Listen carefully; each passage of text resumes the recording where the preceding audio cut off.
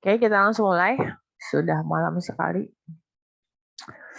Miss Nike udah ngajar dari pagi sampai malam, luar biasa. Jadi kita langsung mulai biar cepat selesai ya. Ini saya akan mempresentasikan tentang, sorry saya sambil nyentrup. Di luar hujan, saya terkena dampak tidak fit. Oke, saya akan mempresentasikan tentang satu materi saja dulu karena ini aja PPT-nya ada 20-an. Saya nggak khawatir nanti waktu saya teruskan ke meeting 23 atau topik satu lagi, nanti Anda nggak bisa mengingat istilah-istilahnya dengan baik. Makanya ini dulu satu pertemuan, nanti dilanjut pertemuan berikutnya buat atau janji lagi dengan Putri ya Put. Tapi usahakan di minggu ini jangan sampai lewat minggu depan. Gitu.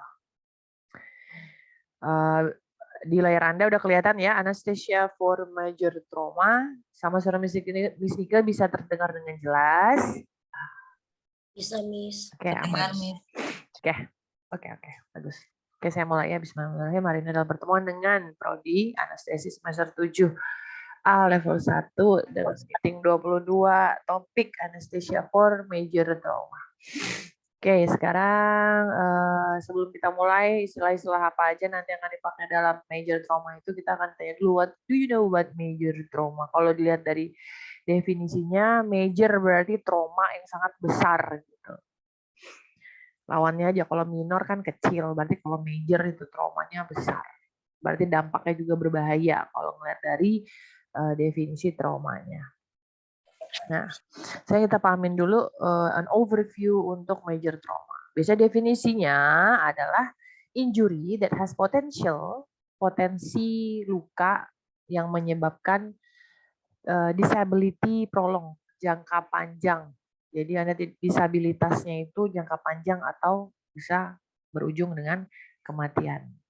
Jika Anda terkena dampak major trauma. Jadi misalnya tidak bisa dibenerin lagi begitu katanya. Ada sih surgery-nya, tapi disability-nya biasanya bentuknya prolong. Jangka panjang ya prolongnya atau kematian. Nah, classification dia akan dibedakan menjadi classification adalah pembedanya. Pertama, injuries generally classified by either, biasanya diklasifikasikan berdasarkan diklasifikasikan by either berdasarkan itu severity adalah tingkat keparahan, lokasi dari kerusakannya ada di mana, atau bisa jadi combinations of both, kombinasi keduanya, yaitu tingkat keparahan sama lokasinya. Trauma also may classified by demographic group, bisa juga diklasifikasikan sebagai demographic. Bahasa Indonesianya demografis. Demografis itu bisa jadi dari age, umur, atau jenis kelamin. Maybe it also may be classified, bisa juga diklasifikasikan dari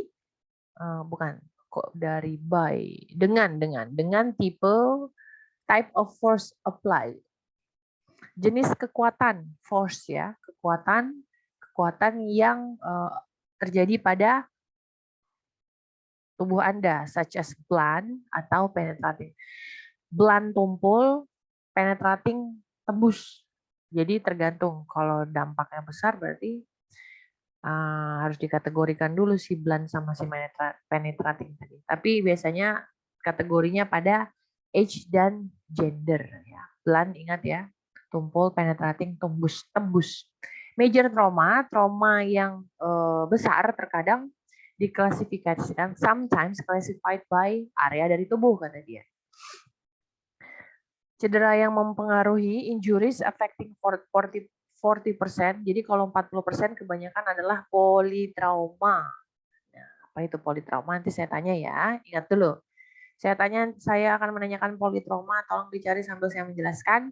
Terus nanti 30%-nya adalah head injuries pada kepala, chest, dada. 10%-nya adalah abdominal, perut, dan 2%-nya adalah ekstremitas trauma. Itu klasifikasinya. 4 injury, demographic, terus type of force, bentuk dorongan atau tekanan pada tubuh, Dan major trauma yang diklasifikasikan pada body area tubuhnya di mana. Penyebabnya apa? Penyebab pada major trauma ini biasanya injuries may be caused by any combinations of external forces. Disebabkan dari kombinasi kekuatan eksternal dari luar gitu, that act yang menyerang physically against the body. Bekerja secara fisik, dia menyerang kepada fisik terhadap tubuh kita. Leading causes of traumatic death are blunt. Jadi dia akan menyebabkan kematian traumatis, kematian trauma pula, blunt trauma. Berarti yang tumpul ya. Apa itu contohnya? Biasanya motor vehicle collisions, tabrakan motor. Collision itu tabrakan. Fall, jatuh. Follow by penetrating trauma. Diikuti udahlah dia tumpul, diikuti dengan trauma tembus, trauma benda tajam, such as stab, tusuk, tusukan, luka tusukan sama impel object atau benda tertusuk ya. Subsets of blunt trauma are both the number 1 and 2 causes of traumatic death. Nah, sementara si subset ini bagian dari trauma tumpul katanya merupakan penyebab number 1, penyebab nomor 1 dari 2 alasan kematian yang ada di dunia. Di kematian traumatis, sorry. Bisa lihat barusan lewat, saya terganggu. Saya ulangin, jadi tadi kausa penyebabnya itu adalah kombinasi dari external forces, kombinasi dari luar ya yang menyebabkan tekanan pada against the body, pada tubuh kita. Yang kedua adalah traumatic death or blunt trauma. Akibat trauma tumpul, biasanya kecelakaan motor atau jatuh. Terkadang dia malah mengarahkan ke trauma tajam, trauma tusuk tembus kata dia. Seperti tusukan, stab wounds atau impel object atau benda yang tertusuk. Dan subsets of blunt trauma, bagian dari trauma tumpul adalah penyebab nomor 1 dari 2 alasan. Cuma ada 2 alasan kematian dan si ini merupakan nomor 1, blunt trauma tumpul ya. Diagnosanya bagaimana? Pertama dilakukan biasa, kayak kemarin-kemarin kan juga menjelaskan begitu. Kalau ada kejadian, diagnosa dulu dengan mata, physical examination. Terus baru dilakukan imaging.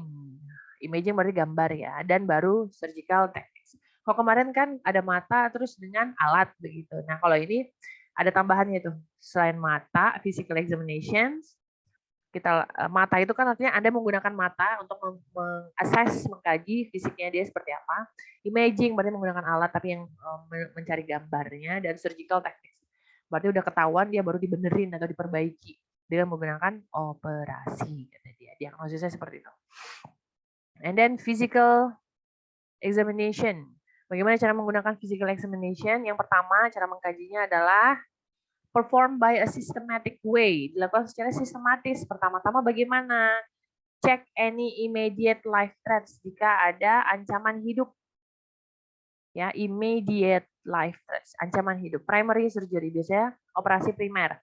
And then taking a more in-depth examination setelah Anda melihat systematic way, ancaman, kira-kira ada ancaman, baru Anda cek lagi lebih mendalam. Lebih mendalam itu dengan melakukan operasi kedua, secondary surgery. Setelah itu, step berikutnya adalah pemeriksaan fisikal secara primer, kata dia. Undertaken yang digunakan untuk mengidentifikasi life-threatening problems. Masalah yang mengancam pada jiwa si pasien tersebut. Ya. Pertama, cek dulu apakah ada yang ancaman hidup. Jika ada, kata dia. Life threats, ya, immediate life threats. Setelah dicek, baru dicek lagi more depth. Lebih dalam lagi dengan menggunakan secondary surgery. Udah selesai begitu, baru primary physical examination, pemeriksaan fisik primer dilakukan untuk identify life-threatening problems. Ada nggak yang mengancam jiwa? Baru yang kedua, secondary examination, katanya consist of systematic assessment juga. Nah, semuanya sistematis di sini, nggak ada yang nggak sistematik. Kalau nggak sistematik ya bahaya. Kan step by step gitu tindakannya. Biasanya consist of systematic, gimana sistematiknya? Pertama abdominal dulu, bagian perut, terus pelvic, panggul, thoracic. Ingatkan saya thoracic ya, tadi saya nanya satu, ini yang ada ke thoracic area, kemarin kita udah belajar thoracic, ini thoracic lagi. Thoracic itu bagian yang mana ya? Jangan lupa. Nanti kasih tahu saya jawabannya. sambil saya menjelaskan, lanjut, dan complete inspeksi yang lengkap pada bagian luar tubuh untuk menemukan apakah ada injury atau neurological examination, pemeriksaan neurologis. Intinya physical examination itu dilakukan secara primer sama sekunder. Primer kan ada ancaman jiwa enggak gitu. Kalau ada lebih dalam lagi dianalisa di examination dengan secondary surgery. Itu physical examination tadi yang pertama. Yang kedua adalah dengan imaging. Imaging gambar. People with major trauma commonly have chest and pelvic X-ray taken. Jadi kalau ada kejadian trauma besar, biasanya diambil chest, dada, dan panggul, pelvic X-ray taken. Nah, depending on the mechanism, tergantung pada teknisnya, kata dia. And presentation, bentuknya, presentasinya, atau hasilnya seperti apa. A focus assessment terfokus dengan pemeriksaan sonografi, kata dia. Focus assessment. Jadi dia lebih fokus menggunakan sonografi maksudnya. For trauma, FAST. Nah, apakah FAST itu? Yang ketiga ya, sonografi FAST exam to check for internal bleeding, untuk mengecek pendarahan yang ada di dalam. Nah, apa yang disebut dengan FAST? Pertanyaan ketiga. Nanti saya mau nyatat siapa yang mau jawab saya. Jawab dengan bagus, dengan sopan, dengan etika yang baik ya. Berikutnya adalah for those with stable blood. Jadi dengan orang yang darahnya stable, pressure-nya, tekanan heart rate-nya, dan sufficient oxygenation. Oksigen yang cukup, sufficient ya, bukan enough oxygenation, salah kalimatnya. Tapi sufficient oxygenation adalah oksigen yang cukup. Nah, CT scan diperlukan. Nah, full body CT scan akan meningkatkan kelangsungan survival rate, kelangsungan hidup mereka. Jadi kalau ketahuan langsung dengan CT scan kan jadinya cepat diatasi. Gitu. Makanya dia bilang improve survival rate, tingkat kelangsungan hidup. Those who have suffered major trauma, pada orang yang menderita trauma besar. Jadi dengan X-ray, sonografi, pakainya FAST, kata dia. Apa yang disebut dengan FAST tadi? Pertanyaan ketiga, dan juga dengan CT scan karena dia lebih fokus. Nah, setelah dilakukan examination tadi, apa yang selanjutnya dilakukan? Surgical technique, gitu. Dilakukan operasi, gitu. Operasinya apa? Surgical technique merupakan teknik pembedahan using a tube, menggunakan selang atau kateter to drain fluid, untuk membuang atau menguras cairan from the peritoneum. Bagian peritoneum kita itu peritoneum, chest, dada, atau perikardium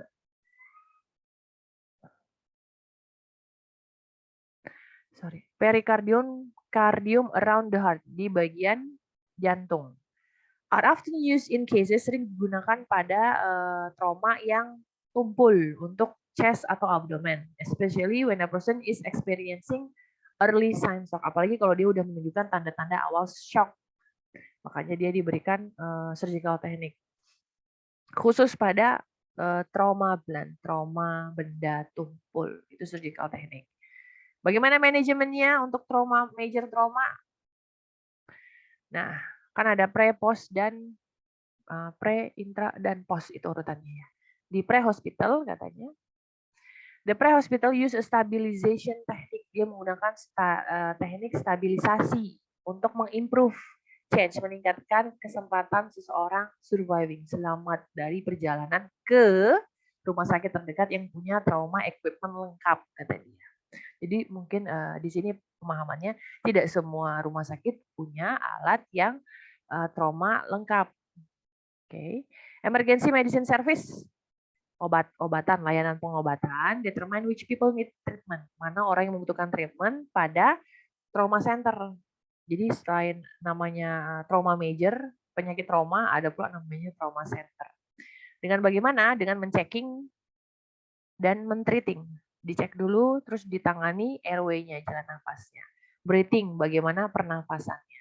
Dan sirkulasi pernafasannya ya, as well as assessing for disability, untuk mengkaji ketidakmampuan and gaining exposure, paparan, agar diperiksa luka yang lain. Jadi bukan hanya fokus pada satu airway, breathing atau circulation, tapi other injury juga harus dicek. Kalimatnya begitu. Gaining exposure to check other injuries. Memberikan pengecekan terbuka lainnya pada cedera yang lainnya. Ya, pengecekan lebih dalam ya maksudnya.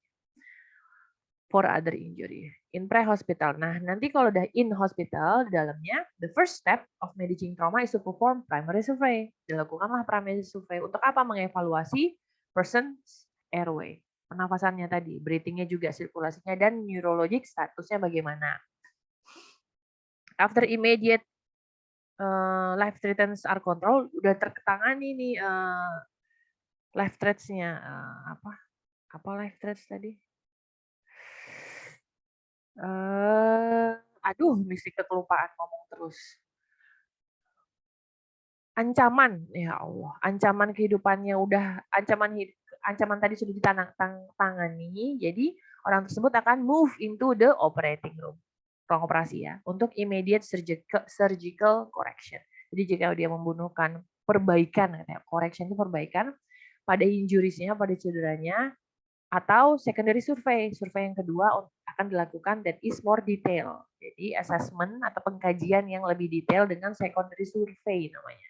Dari head to toe assessment, dari kepala ke jempol pada orang tersebut. Head to toe assessment. Agar lebih rinci ya, makanya dia dilakukan secondary sama primary. Primary pertama, nanti kalau udah membutuhkan penanganan lagi lebih dalam dilakukan survei yang secondary.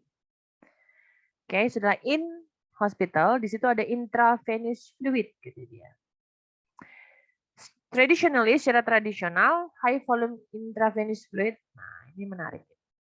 Volume tinggi pada intravenous cairan IV infusion intravenusnya were given to people who had poor perfusion, akan diberikan pada orang-orang yang memiliki perfusi buruk gitu. To trauma, such as cases seperti kasus dengan isolated extreme, MITI trauma, thermal trauma atau head injuries. Oke, karena pada umumnya memberikan banyak cairan akan meningkatkan kematian. Didukung dengan current evidence, penelitian terkait bahwa pembatasan penggunaan limiting of the use fluid, pembatasan penggunaan cairan pada penetrating thorax, cedera dada atau perut, allowing mild hypertension to persist, akan memungkinkan hipotensi ringan untuk bertahan kata dia. Hypotension lawannya dari hyper ya.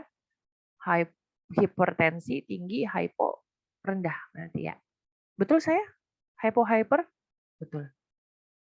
Jawab sendiri. Yes, tanya jawab sendiri. Oke. Yes, oke.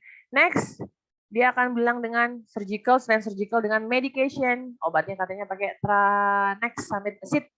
Decrease death in people. Nah, pemberitahuan katanya asam tranexamate menurunkan kematian pada orang yang mengalami pendarahan, ongoing bleeding due to trauma dengan mild to moderate, yang ringan, trauma ringan dengan berkelanjutan karena mengalami pendarahan berkelanjutan dengan trauma dan dengan cedera otak traumatis, traumatic brain injury, dan evidence of intracranial bleeding on CT scan, intracranial pada CT scan-nya. It only appears, dia hanya muncul to beneficial, bermanfaat jika diberikan pada within the 3 hours after trauma. Langsung diberikan setelah 3 jam terjadinya trauma. Agar dia apa tadi? Decreases, menurunkan kematian yang punya ongoing bleeding, pendarahan katanya. Oke, what is that name? Tranexamic. Oke, for severe bleeding, untuk pendarahan berat, severe bleeding, bleeding disorder, pendarahan yang tidak normal katanya, rekombinan faktor, saya nggak tahu bacanya itu. Saya ragu tadi antara VIIA atau, do you know how to read this? Rekombinan faktor antara 7 atau VIIA. sebuah nama intinya ya. Nanti kita cek lagi. Tapi dia menggunakan rekombinan itu adalah gabungan protein untuk membantu blood clotting, pembekuan darah. Dan itu bisa appropriate while it decreases blood use. Walaupun mengurangi penggunaan darah, it does not appear to decrease the mortality. Tidak. Tampaknya tidak menurunkan angka kematian juga. Oke, medication ya. Apakah kalian benar melakukan medication ini sendiri, praktek di rumah sakit? Saya mau tanya dulu dong. Kalau iya berarti Anda sudah bersinggungan langsung dengan obat-obat, istilahnya apa ini? Obat keras, obat bahaya. Do you ever use atau touch this kind of medications? Kalau praktek di rumah sakit? Atau tidak? Obat-obat aneh? Tidak ada respon? Berarti enggak ya? Anda hanya membantu ini saja berarti. Penanganan. Pernah, Miss. Hah? Masukin obat Ranesamid, Miss. Oh. Ada pasien SC. Oke. Anda yang masukin, Anda yang injeksi begitu? Iya, Miss. Oh, oke. Baiklah. Saya baru tahu. Menarik ternyata. Berikutnya, surgery.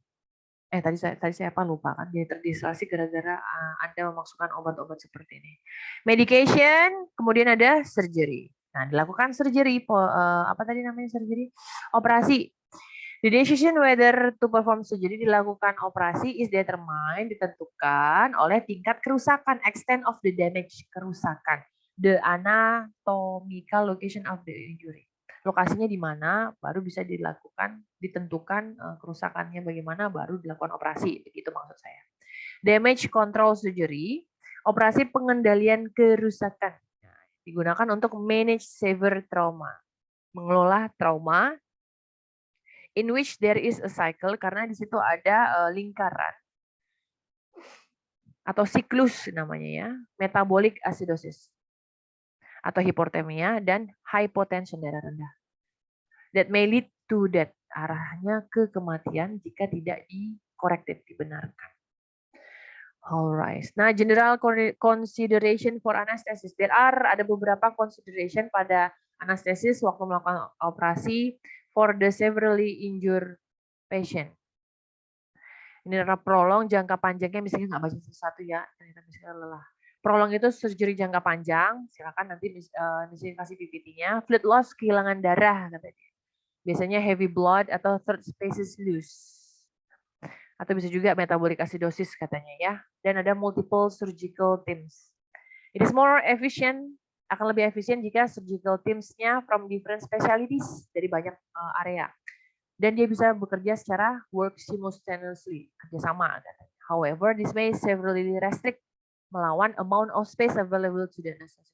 Kalau banyak banget orang dioperasi itu juga susah, tapi kalau mereka bekerjanya dalam satu bidang, katanya tidak efisien. Oke, jadi penasaran. In surgery room biasanya yang saya tahu itu kalau lagi melahirkan nih, yang saya ingat ya, perina 1,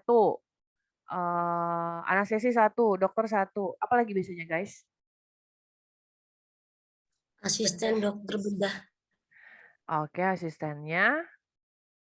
Asisten 1. Udah itu aja. Ada lagi nggak? How many person are there maximals in the surgery room? Kira-kira berapa orang maksimalnya? 1, 2, 3. 8 ya? No more than 10. Tidak lebih dari 10. Ya, betul? Tidak lebih dari 10? Yes, Miss. Oke. Accurate. Oke, dan baca sendiri. Sekarang saya mau nanya dulu, nanti kalau saya ngomong terus nggak dijawab pertanyaan Miss. My question, tadi yang pertama. Saya nanya apa ya? Lupa kan? Politrauma, Miss. Apa? Politrauma. Yes, poli. Siapa yang mau jawab pertanyaan Miss Nika? What is polytrauma? Mana polytrauma?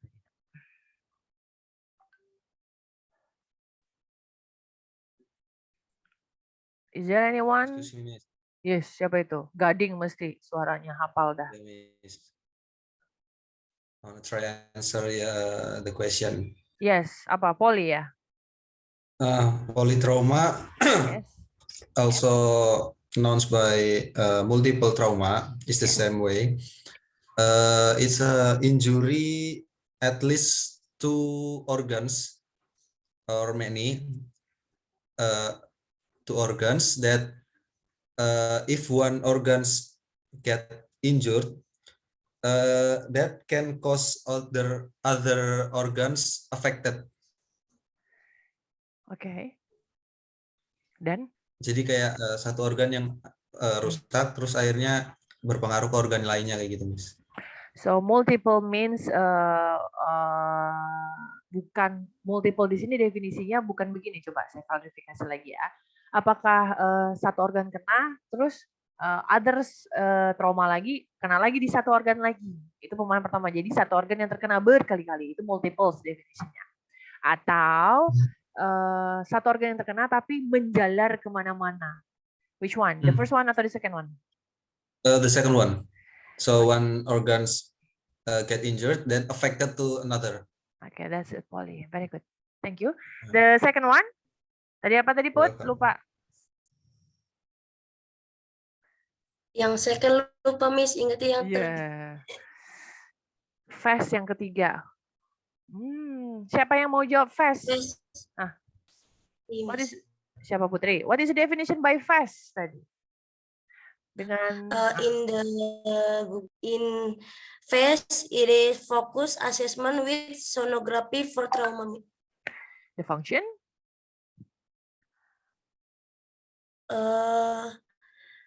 Apa sih Indonesia bisa. Jadi pada trauma itu tuh lebih fokus asesmennya itu melalui sonografinya, Miss. Jadi kayak phase itu cuma singkatan dari fokus assessment with sonography for trauma, Miss. Fokusnya di mana? Do you know? Kenapa dia disebut fokus?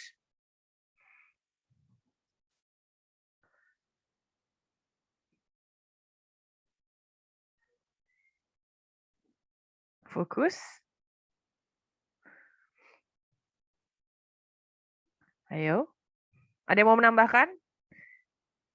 Betul, dia namanya fokus assessment sonography for trauma. Tapi dia digunakan karena bertujuan untuk apa begitu? Ada tujuannya. Does anyone can give additional answer untuk Putri?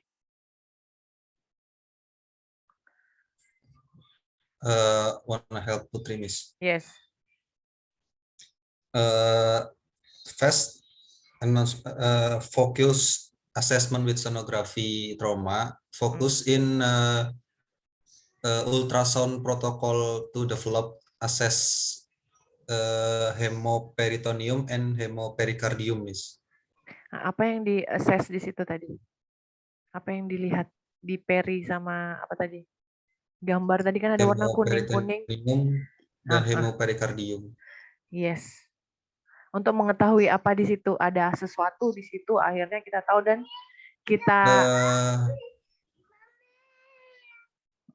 to assess something, maybe bleeding or something in peritoneum on pericardium. Cairan ya, fluid and udara. Jadi dia di situ kan tadi ada gambar kuning itu kan di drain, di apa namanya? Dibilas. Dikurangi, dibuang, apa sih? Dikuras. Lah, nggak punya istilah medis yang tepat saya. Dia dengan di ini nih. Di apa? Di fungsi biasanya. Ya, oke. Dan dia digunakan fast itu. Jadi kalau ada yang mengelilingi cairan atau udaranya dibuang dia. Makanya kita menggunakan fast. Katanya begitu. Ada satu lagi? Apa ya? Ada yang mengingat? Mesti lupa ngomong terus. What is my second question tadi? Major trauma, Miss. Major trauma. Kenapa major trauma? Please remind me, tolong ingatkan.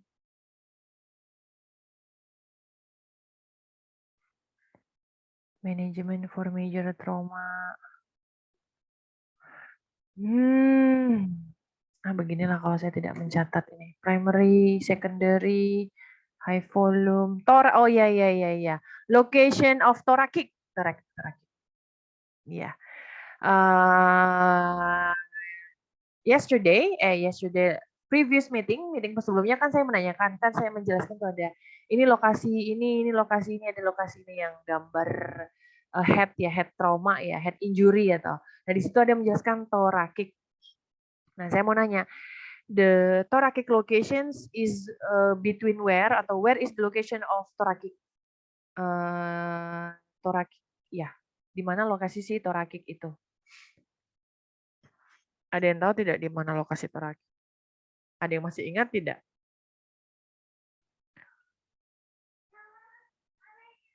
Bagian atas kah, tengah kah, apa di bawah? Ayo.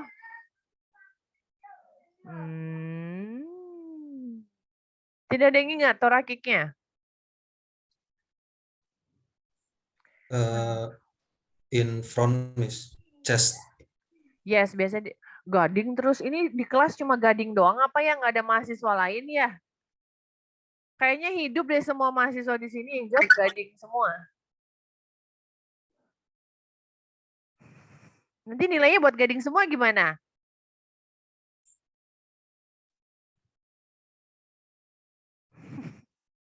Thoracic ada di bagian biasanya untuk mengecek bagian chest ya. Makanya dia bilang tadi major trauma, namanya major trauma. Berarti fokusnya kan ke thoracic. Begini deh, presentasi berikutnya. Saya nyiapin pertanyaan, ini ada berapa orang di kelas ini? Siapa? Putri? 23, apakah benar ini semua jumlah siswanya? 28, Miss. 28 tuh. Oke, yang nggak masuk banyak dong berarti, nggak apa-apa. Anak saya udah rewel. Berarti next pertemuan saya akan siapkan itu yang namanya pertanyaan. Saya nggak akan nyiapin banyak. Saya siapkan, saya sebutkan, nanti saya catat ya. Nanti mahasiswa yang mau menjawabnya, saya catat namanya. Karena kalau kayak gini Anda mendengarkan saja, ya susah ya Zoom, tidak ada feedbacknya. Waktunya udah tinggal 3 menit. Ada presentasi aja kadang ada pertanyaan kan mikir dulu, harusnya kan dipersiapkan. Saya tanya pingpongnya cepat gitu. Tapi kan pasti butuh dulu. Makanya kalau saya presentasi, Anda presentasi siapa yang mau difokuskan begitu. Makanya ini waktunya begini. Khawatir nanti nggak masuk, nggak bagus inputnya. Nanti saya akan siapkan pertanyaan ya, yang mau bertanya, yang mau menjawab pertanyaan saya, that's very good, that's another plus score untuk Anda. Karena poinnya kalau saya ngomong apakah direkam atau bisa menjawab atau bisa menjelaskan dengan baik lagi apa tidak. Begitu ya. Mahasiswa saya banyak ya di kelas ini. Jadi jangan malu ngomong bahasa Inggris, walaupun bahasa Inggrisnya cang-cincung nggak begitu bagus, yang penting coba ngomong gitu atau nggak coba menjawab. Walaupun nanti bahasa Inggrisnya nggak bagus, yang penting kamu mau usaha sama musika. Gitu, yes? Dipahamin ya 7A? Yes, Miss. Yes. Oke. Nanti saya akan atur waktu lagi dengan Putri, nanti tunggu koordinasi dari Putri untuk presentasi materi satu lagi. Ada yang mau ditanyakan sebelum saya tutup?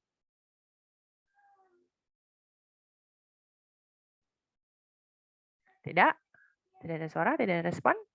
Oke, berarti saya tutup kuliah Zoom malam ini dengan ucapan wassalamualaikum warahmatullahi wabarakatuh. Thank you everyone for coming into Miss Nika Thank you, classes. Miss. Thank you, Miss. Yes.